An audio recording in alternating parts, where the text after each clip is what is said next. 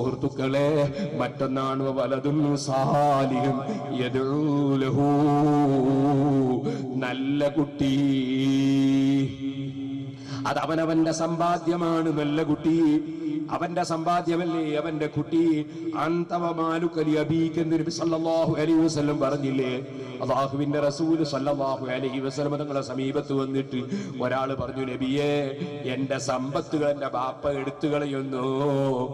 ഒരു വലിയ ബിസിനസ്സുകാരൻ അല്ലെങ്കിൽ കൃഷിക്കാരൻ അല്ലെങ്കിൽ ഒരു പണക്കാരൻ, ആ മകൻ വന്നിട്ട് പറയാണ്, നബിയെ, എന്റെ സ്വത്ത് ബാപ്പ എടുത്തു കളയുന്നു. ഒരു പക്ഷേ ബാപ്പന്റെ കയ്യിലൊന്നും ഉണ്ടാവൂല, അതുകൊണ്ടായിരിക്കാം. അപ്പൊ അല്ലാഹുവിന്റെ റസൂൽ പറഞ്ഞ മറുപടി എന്താണ്? അന്തവമാലുകലി അബീക്ക്, നീയും നിന്റെ സമ്പത്തും രണ്ടും നിന്റെ ബാപ്പയുടേതാണ്. നീയും നിന്റെ ബാപ്പന്റേതാണ്, നിന്റെ സമ്പത്തും നിന്റെ ബാപ്പന്റേതാണ്. ബാപ്പ ഉമ്മ എന്ന് പറഞ്ഞാൽ ചെറിയ സംഗതിയല്ല. ഇപ്പോൾ അതിലേക്ക് കടക്കുന്നില്ല. അതൊക്കെ ഞാൻ സൂറത്തുൽ ഫുർഖാൻ അതിന്റെ അവസാന ഭാഗം 7 ദിവസം പ്രസംഗിച്ച വഴതുണ്ട്, അതിൽ ഞാനത് വിശദമായി പറഞ്ഞിട്ടുണ്ട്. ഇപ്പോൾ അതിലേക്ക് കടക്കുന്നില്ല. സുഹൃത്തുക്കളെ, അപ്പൊ ബാപ്പ, ആ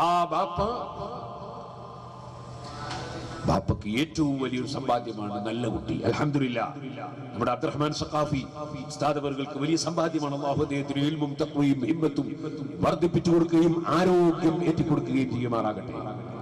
അത് വലിയ സമ്പാദ്യമാണ് സാലിഹായ ഒരു മകൻ. പക്ഷെ സാലിഹായ മക്കൾക്ക് ഒരു ലക്ഷണം ഉണ്ട്. ആ ലക്ഷണമാണ് നബി സല്ലല്ലാഹു അലൈഹി വസല്ലം പറഞ്ഞത്. അത് മനസ്സിലാക്കണം. ചിലരെ ധാരണ സാലിഹികളായ മക്കള് പ്രാർത്ഥിച്ചാൽ ആ പ്രാർത്ഥന മാത്രം ബാപ്പാക്ക് കിട്ടും. അങ്ങനല്ല. സാലിഹികളായ മക്കള് അവരെ നിസ്കരിക്കുമ്പോൾ ബാപ്പാക്ക് പ്രതിഫലം കിട്ടും, നോമ്പെടുക്കുമ്പോൾ പ്രതിഫലം കിട്ടും, ധർമ്മം ചെയ്യുമ്പോൾ പ്രതിഫലം കിട്ടും, എന്ത് നല്ല കാര്യം ചെയ്താലും ബാപ്പാക്കും ഉമ്മാക്കും പ്രതിഫലം കിട്ടും. അതുകൊണ്ടാ ധാരാളം മക്കൾ ഉണ്ടാവണമെന്ന് ആഗ്രഹിക്കേണ്ടത്. കാരണം അവരൊക്കെ നിസ്കരിക്കുമ്പോൾ അകത്ത് കൂലിട്ടു, അവരൊക്കെ സദഖ ചെയ്യുമ്പോൾ കൂലിട്ടു, അവരൊക്കെ ഇൽമു പറയുമ്പോൾ കൂലിട്ടു കേട്ടോ. വെറും ദുആ ചെയ്താൽ മാത്രമല്ല, അവരെ പേരിൽ കൊടുക്കുന്ന സദഖക്ക് മാത്രമല്ല. കാരണം അത് അദ്ദേഹത്തിന്റെ സമ്പാദ്യമാണ്, അദ്ദേഹത്തിന്റെ മകൻ അദ്ദേഹത്തിന്റെ സമ്പാദ്യമാണ്.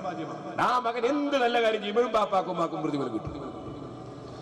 അതേ സമയത്ത് അത്തരത്തിലുള്ള മക്കൾക്കൊരു ലക്ഷണം ഉണ്ട്. ആ ലക്ഷണമാണ് നബി സല്ലല്ലാഹു അലൈഹി വസല്ലം പറഞ്ഞത്, യദ്ഉ ലഹു.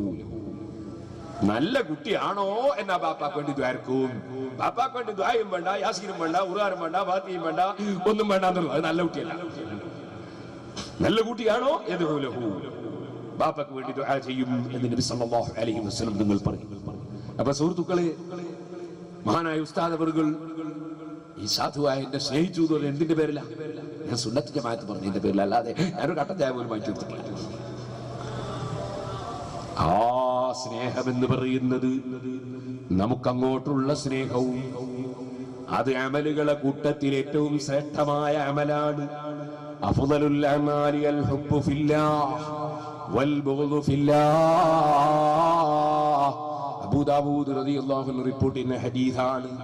നബി സല്ലല്ലാഹു അലൈഹി വസല്ലം തങ്ങൾ പറയുന്നു, അമലുകളെ കൂട്ടത്തിൽ ഏറ്റവും ശ്രേഷ്ഠമായ അമല് അള്ളാഹുവിന്റെ കാര്യത്തിൽ സ്നേഹിക്കലാണ്, അള്ളാഹുവിന്റെ കാര്യത്തിൽ വെറുക്കലാണ്. വെറുപ്പിന്റെ മാനദണ്ഡം സ്നേഹത്തിന്റെ മാനദണ്ഡം അല്ലാഹ്. കാരണം നമുക്ക് കടപ്പാടുള്ളത് അള്ളാഹുവിനോടാണ്. അവനാണ് നമ്മെ സൃഷ്ടിച്ചത്, അവനാണ് വെള്ളം തരുന്നത്, അവനാണ് ഭക്ഷണം നൽകുന്നത്, അവനാണ് ആരോഗ്യം നൽകുന്നത്, അവനാണ് അതേ ബുദ്ധി നൽകുന്നത്, അവനാണ് വിവരം തന്നത്, അവനാണ് പ്രസംഗിപ്പിക്കുന്നത്, അവനാണ് നാവ് തന്നത്, അവനാണ് ഖൽബിൽ ഓർമ്മ തരുന്നത്, അവനാണ് ഖൽബിൽ ഇൽമ ഇട്ട് തരുന്നത്. നമുക്ക് ഇൽമില്ല, ഇൽമ ഇട്ടുതരൽ തന്നെയാണ്. അത് മഹാന്മാരുമായി ബന്ധപ്പെടുമ്പോൾ, അവരെ മദ്ഹ് പറയുമ്പോൾ, അവരെ ബറക്കത്ത് ലഭിക്കുമ്പോൾ, അവരെ ദുആ ലഭിക്കുമ്പോൾ പടച്ച റബ്ബ് നൽകുന്ന ഒരു കനിവാണ് കേട്ടോ. എന്റെ അനുഭവത്തിൽ ഞാൻ മഹാനായ പുല്ലൂക്കര ഉസ്താദിന്റെ ദർസിൽ ഓതി പഠിക്കുമ്പോ ജലാലൈനി ഓതുന്ന സമയത്ത് തഫ്സീർ റാസി ഏകദേശ സ്ഥലവും ഞാൻ നോക്കിയിട്ടുണ്ട്. അപ്പൊ ചില സ്ഥലം നോക്കിയാൽ മനസ്സിലാവില്ല. റാസി വലിയ കടുപ്പപ്പെട്ട ചില സ്ഥലമുണ്ടാവും. അപ്പൊ ഞാൻ റാസി എടുത്തിട്ട് ഉസ്താദിന്റെ അടുത്ത് പോയി.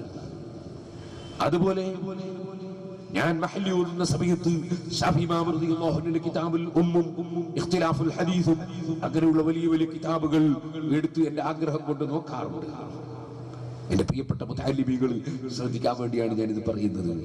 അത് അവനവന്റെ പാഠം പഠിച്ചിട്ട് മറ്റുള്ളവർക്ക് വായിച്ചു ഓതി കൊടുത്തതിന്റെ ശേഷം കേട്ടോ, അല്ലാതെ അത് പഠിക്കാണ്ടല്ല. അങ്ങനെ ചിലപ്പോ ചില സ്ഥലം മനസ്സിലാവില്ല. അപ്പൊ ഉസ്താദിന്റെ അടുത്ത് പോകും.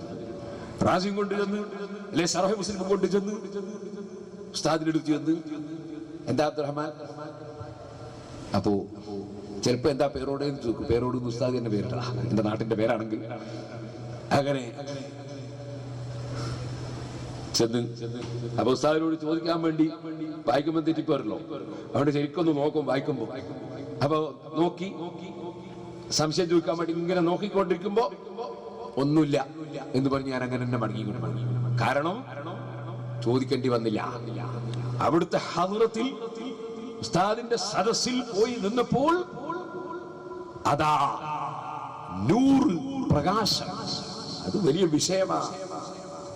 നൂറ് പ്രകാശം, ഉസ്താദിന്റെ പ്രകാശം അത് ഖൽബിലേക്ക് പതിയുകയാണ്. താനേ മനസ്സിലായി പോയി, എന്നെ ചോദിക്കേണ്ടി വന്നിട്ടില്ല. അങ്ങനെ എന്നെ മടങ്ങി. അങ്ങനെ എനിക്ക് എത്രയോ അനുഭവം.